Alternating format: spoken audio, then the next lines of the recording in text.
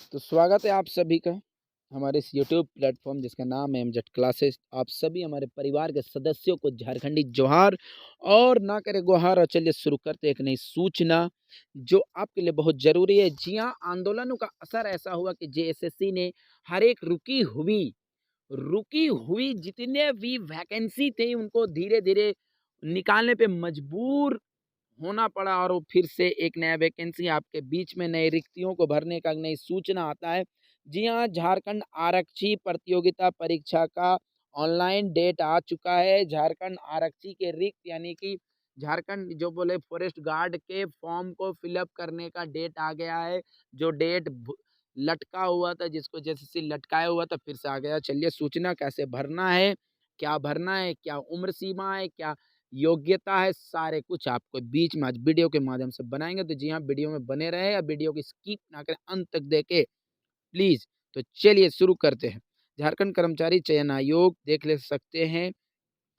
झारखंड आरक्षी प्रतियोगिता नियमित और बैकलॉग गृह कारा एवं आपदा प्रबंधन विभाग सरकार अंतर्गत आरक्षी के कुल 4,919 यानी 4,919 पदों के लिए वैकेंसी निकाला गया है, जिसमें 3,799 नियमित है और 1,120 बैकलॉग है। सीधी नियुक्ति हेतु झारखंड आरक्षी प्रतियोगिता परीक्षा 2023 के लिए ऑनलाइन आवेदन। ये क्या होगा? ऑनलाइन होगा। क्या होगा? ऑनलाइन। कैसे किया जाएगा? देखिए, ऑनलाइन डेट की शुरुआत कब होगी ये दे सकते हैं 15 जनवरी से लेके 14 फरवरी तक। जी हाँ, याद रखें 15 जनवरी से 14 फरवरी तक मध्य रात्रि तक 12 बजे रात तक आमंत्रित किए जाते हैं। आप सभी को मौका दिया जाता है। तो जो भी 10th पास है क्या है सभी को देखे। आवेदन संबंधी विस्तृत विवरणिका आयोग के वेबसाइट आप कैसे भरे? वेबसाइट पर भरे www.jssc.nic.in। तो ये भी देखें, लॉगिन कर सकते हैं। समाप्त आपको फिर क्या दिया गया है तो इसको भी देखें कि 15 जनवरी से 14 फरवरी तक आप रजिस्ट्रेशन कर सकते हैं, फॉर्म भर सकते हैं। भुगतान करने का क्या डेट है वो भी देख सकते हैं। तो 16 फरवरी तक उसका 12 बजे रात तक फी पेमेंट कर सकते हैं, भुगतान कर सकते हैं, फोटो एवं हस्ताक्षर अपलोड कर सकते हैं। तो जी हाँ, आपको पेमेंट का डेट, फोटो और सिग्नेचर अपलोड का डेट, आवेदन पत्र का प्रिंट आउट लेने का डेट क्या बोला गया है? 16 फरवरी की मध्यरात्रि तक परीक्षा शुल्क भुगतान तथा फोटो और हस्ताक्षर अपलोड कर आवेदन का प्रिंट आउट लेने के लिए दिनांक 18 फरवरी की मध्यरात्रि तक लिंक उपलब्ध रहेगा। यानी 16 तारीख से लेके 18 तारीख यानी 16 फरवरी से लेकर 18 फरवरी तक आपको पेमेंट करना है, आपको भुगतान करना है पेमेंट, आपको फ़ोटो अपलोड करना है फ़ोटो, और आपको सिग्नेचर अपलोड करना है। ठीक है? 22 फरवरी से 20 फरवरी से 22 फरवरी के मध्य रात्रि का ऑनलाइन आवेदन पत्र में अभ्यर्थी का नाम, जन्मतिथि, ईमेल आईडी, मोबाइल संख्या को छोड़कर किसी भी अशुद्ध प्रविष्टि को संशोधित करने के लिए पुनः लिंक उपलब्ध कराई जाएगी। अब इस फॉर्म को भरने के बाद फिर से आपको एक मौका देते हैं कि 20 फरवरी से 22 फरवरी तक आपको ऑनलाइन ऑनलाइन जो आप आवेदन किए हैं उसमें अभ्यर्थी का नाम, date of birth, mail ID, mobile संख्या।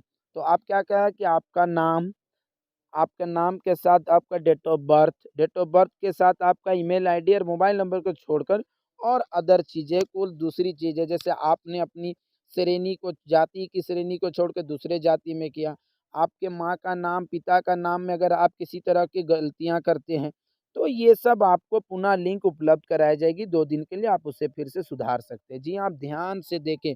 इसी के कारण कई इस बार जेएसएससी सीजीएल में इसी के कारण 85,000 लोगों बच्चों का या सबका रद्द किया गया। ठीक है? चलिए, तो ये रहा आपके बीच में पूरी जानकारी।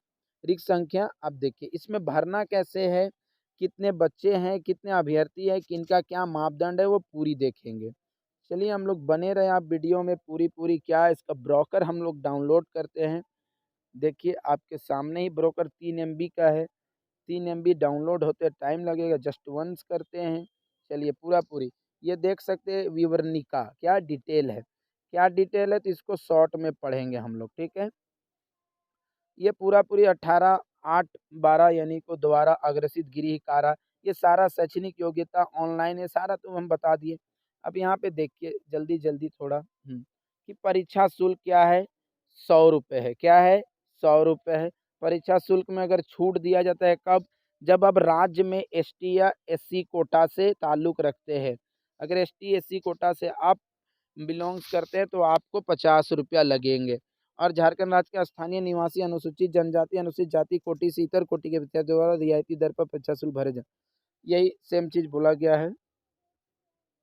अगर आप चलिए, अगर आवेदन पत्र को रद्द करते हुए उनकी अभ्यर्थियाँ समाप्त कर दी जाएगी। देखिए, अगर आप एसटी, एससी कोटा नहीं है और फिर भी आप उतने ही का कटा देते हैं ₹50 का, तो आप क्या होगा, आपको साफ कर दिया जाता है कि अभ्यर्थी का समाप्त कर दी जाएगी, आपका रिजेक्ट हो जाएगा। बिना परीक्षा शुल्क भुगतान किए पर आवेदन पत्र स्वीकार नहीं।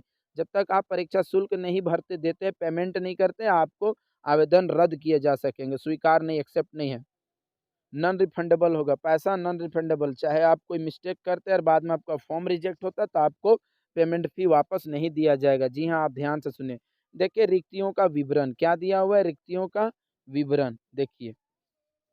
पुरुष क्या है, अनारक्षित जनरल में 6 है, अनुसूचित जनजाति 0 है, ठीक है। ये रांची जिला का, कुछ हम एक ही जिला का बताते हैं। कुल 76 पद है। नियमित नियुक्ति हेतु कोटिवार रिक्ति, कुल रिक्ति के आधार 36 आरक्षण, ये सारा कुछ दिया हुआ है।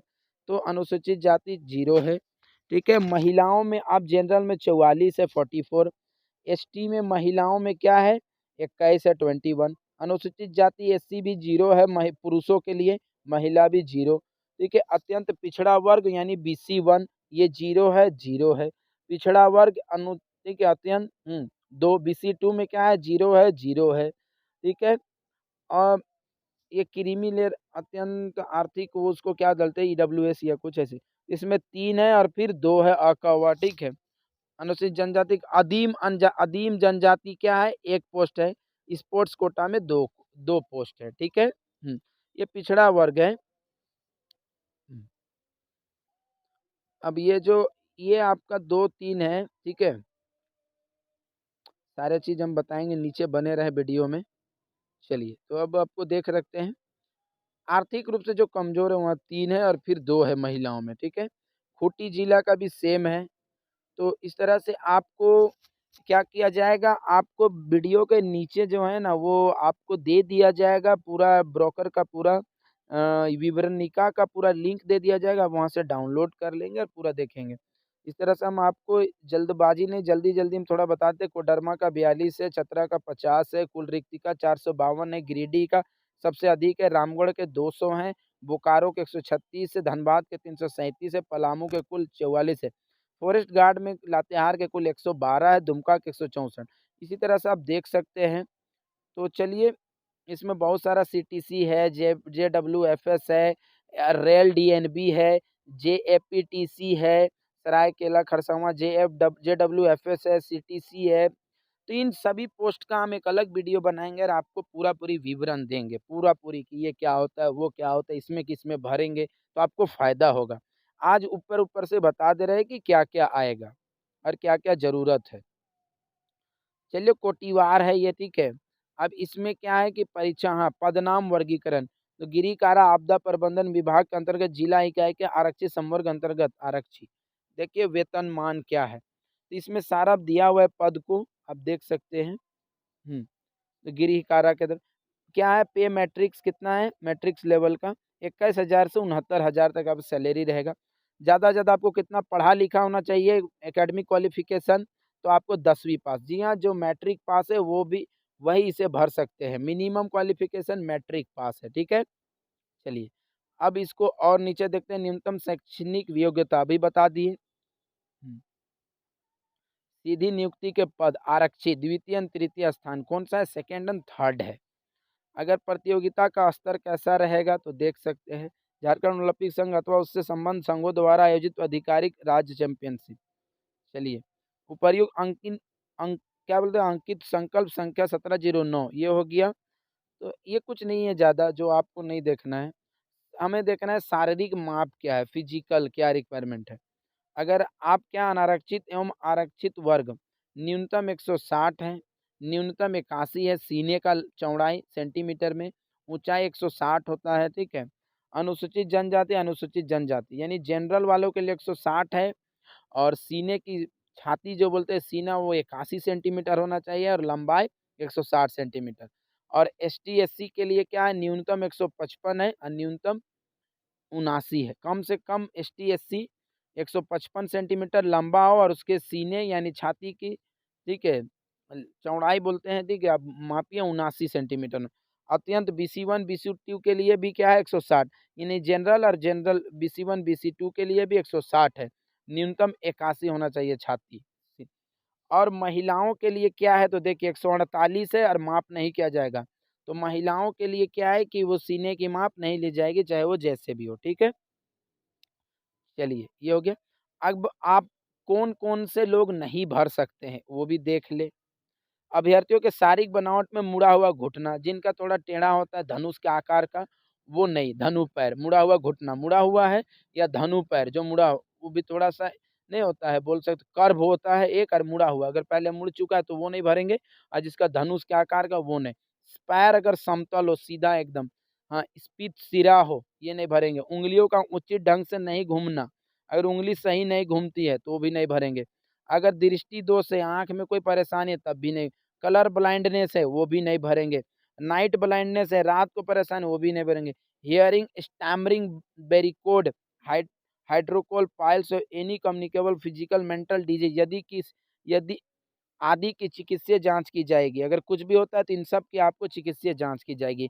अगर कोई भी इन सभी दिए हुए उपरोक्त जो भी पॉइंट है, अगर कोई इसमें से आता है, ग्रसित पाया जाता है, तो फिर उनका सिलेक्शन नहीं हो पाएगा। समझ गए? एक बार देख लें। आयु सीमा क्या है उक्त पदों के लिए? तो देखते रहें आयु सीमा क्या है। आरक्षीगिरी, अब देख सकते हैं आरक्षीगिरी कारा आपदा प्रबंधन। एक देखिए न्यूनतम उम्र सीमा कम से कम उनको 1/8/2023 तक। अधिकतम उम्र सीमा की गणना अगर अधिकतम देखनी है, न्यूनतम वो 2023 तक देखेंगे। कब तक?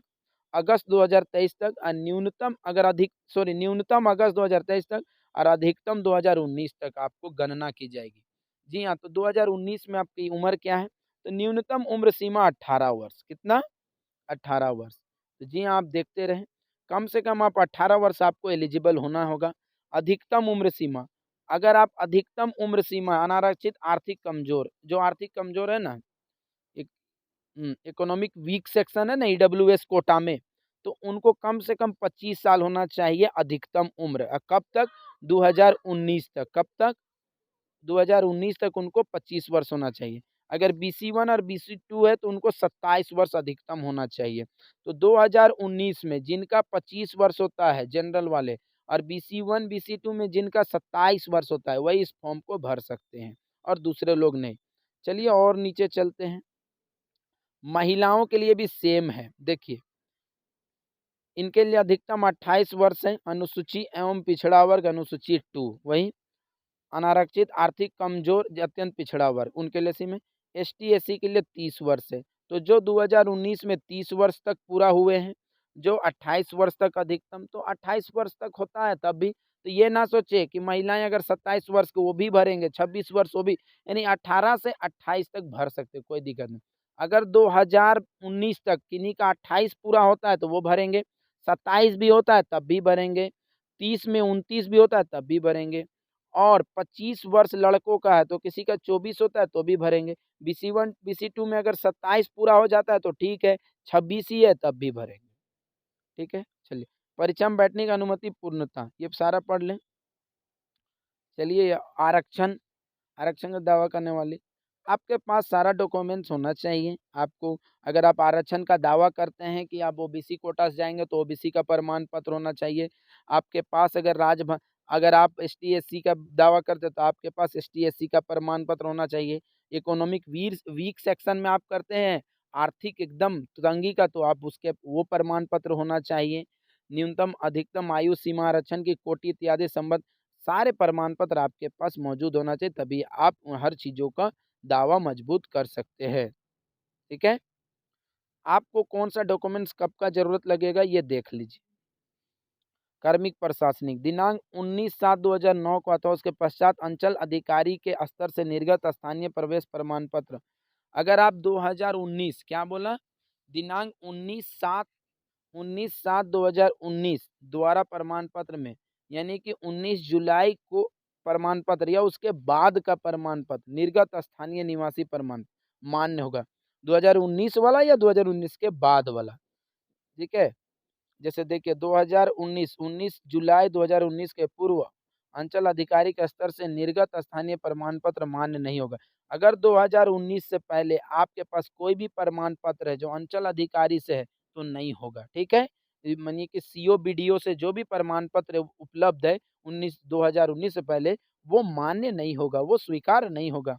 दिनांक 2016 2/6/2016 के पूर्व किसी भी स्तर से निर्गत स्थानीय प्रमाण पत्र अगर किसी का जिला अधिकारी अनुमंडल से बनाया गया है, क्या अनुमंडल से, जी हाँ, अगर 2016 से पहले कोई भी प्रमाण पत्र हो, अगर वो अनुमंडल का क्यों ना हो तो भी वो मान्य नहीं होगा। जी हाँ, आप देख सकते हैं 2016 से पहले, ठीक है, याद रखें। 2019 से पहले अंचल वाला ब्लॉक स्तर वाला मान्य नहीं होगा और 2016 से पहले चाहे कितना भी अधिकतम अधिकारी का वो मान्य नहीं होगा। जी हाँ, तो आप इसे पूरा जाति प्रमाण पत्र, ये आप देख ले जाति प्रमाण पत्र कहाँ होना चाहिए, अनुसूचित जाति अनुसूचित जनजाति के संदर्भ में, चाहे जिला अनुमंडल का हो, अनुमंडल पदाधिकारी के स्तर से निर्गत जाति प्रमाण पत्र मानक पत्र इतना पर धारित है, कोई दिक्कत नहीं। दिनांक 25/2/2019 को अथवा उसके पश्चात अंचल अधिकारी के स्तर, हाँ, जो बोल दिए वही क्लियर है, ठीक है। पूरी वीडियो बनाने में तो पूरा रात दिन लग जाएगा। और कुछ जरूरी जानकारी लेनी है तो आप वीडियो में आपको नोटिफिकेशन का पूरी नीचे डिटेल का वीडियो दिया रहेगा, पीडीएफ का, आप डाउनलोड कर पूरा पढ़ ले। मैट्रिक के अंक देखिए, आवेदन अपने नाम की वर्तमान स्पेलिंग वही लिखेंगे जो मैट्रिक, अगर आप फॉर्म फिलअप करते तो आप वही स्पेलिंग लिखेंगे जो अब 10वीं के प्रमाण पत्र में अंकित है। क्या आप वही स्पेलिंग लिखेंगे? जैसे किसी का नाम है अरुण कुमार तो 10th क्लास में जो लिखा है वही लिखेगा। 10 में अगर ARUN है तो अरुण वही लिखेगा, गलती से AROON हो गया तो वही लिखेगा, यानी कि वही। आवेदन के नाम से संबंधित सूचना में नाम के आगे मिस्टर, श्रीमान आदि शब्दों के व्यवहार, आप अभी बड़े नहीं हुए तो मिस्टर और श्रीमान का प्रयोग ना करें, ठीक है। तो ये बहुत लंबा ऑनलाइन आवेदन को भरना, हम समर्पित सबमिट करें, तो ये पूरी दिया हुआ है। एक दिन हम आपको जब फॉर्म भराने लगेगा तो हम फॉर्म भरने की सारी क्रियाविधि आपके सामने भर के जमा 15 जनवरी से लेके 14 फरवरी के मध्यरात्रि तक वो सारा बता दिया, और वो एक दिन फॉर्म फिलअप होगा उसका भी वीडियो बता देंगे। चलिए, तो आज के लिए इतना ही। भुगतान करते रहे, सब कुछ देखते रहे और रेमजेट क्लासेस के साथ भी जुड़े रहे। सारे वीडियो सारी डिटेल आपको दे जाएगा। तब तक के लिए विदा, और नए नोटिफिकेशन के साथ आते हैं, तब तक के लिए जय झारखंड।